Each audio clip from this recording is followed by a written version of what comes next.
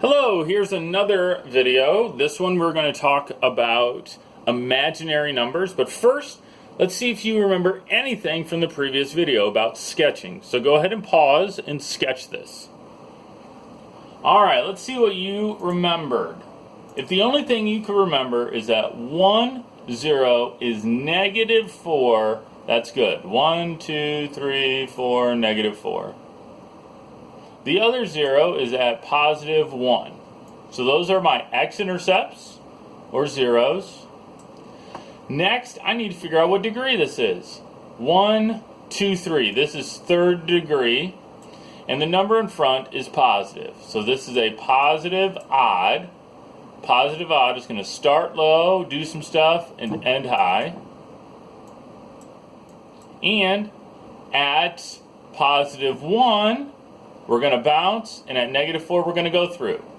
Start low, go through, come up to this thing, bounce, and go up.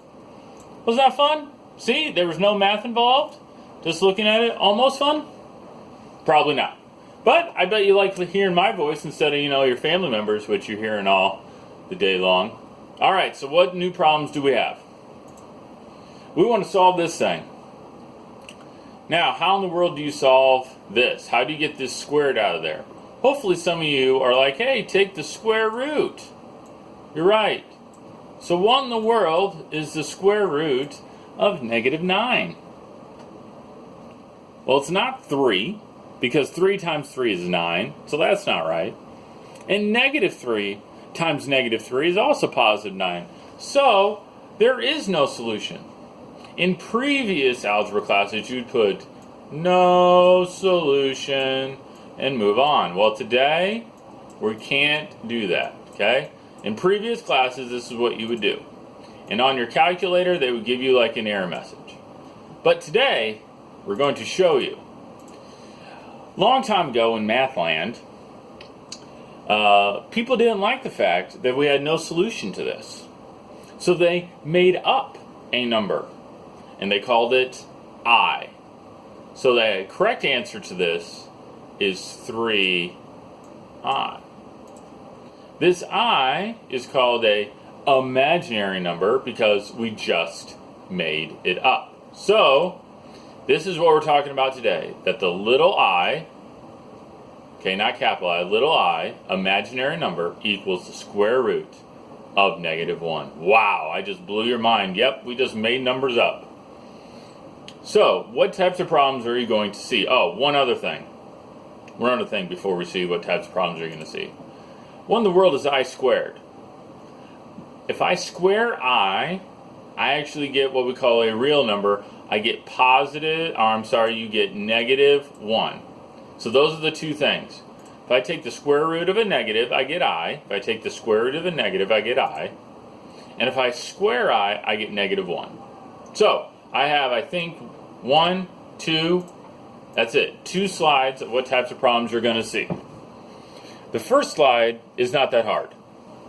What in the world is I plus 5I? Very simple. It is 6I. When I add or subtract, it acts like X's.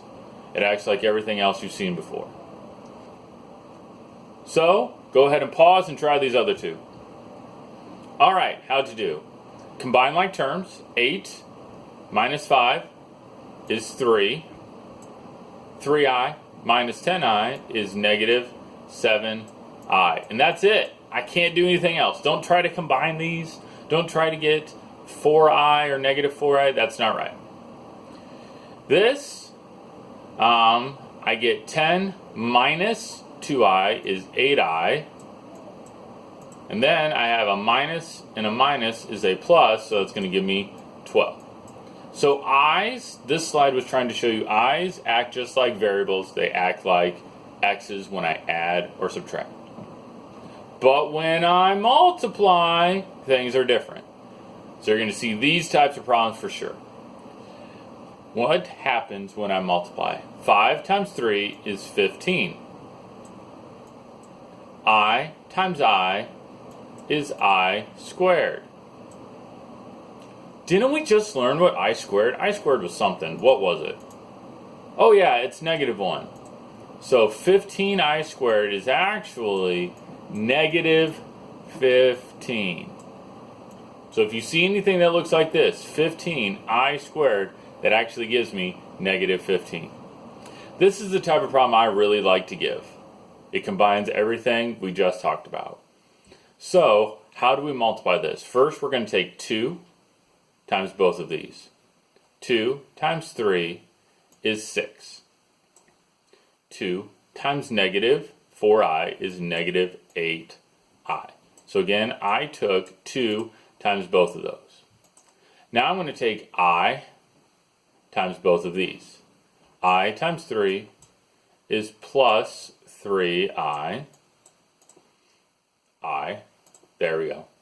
I times negative 4i is negative 4i squared. I squared.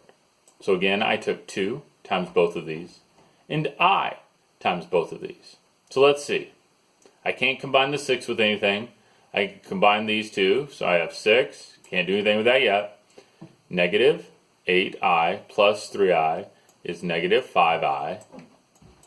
And then this is the crazy part. I squared is negative 1.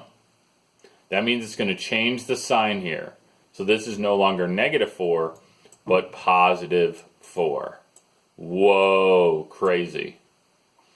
I squared is negative 1. So it's going to change the sign here. Now I can take 6 plus 4 is 10, so I have 10 minus 5i. Now, I only gave you one assignment for this week, and it's got a few review problems. It's got some I problems on it. We will spend like a whole week reviewing everything. So I didn't want to give you too much work because I gave you 2 videos this week. But I do have another joke about school.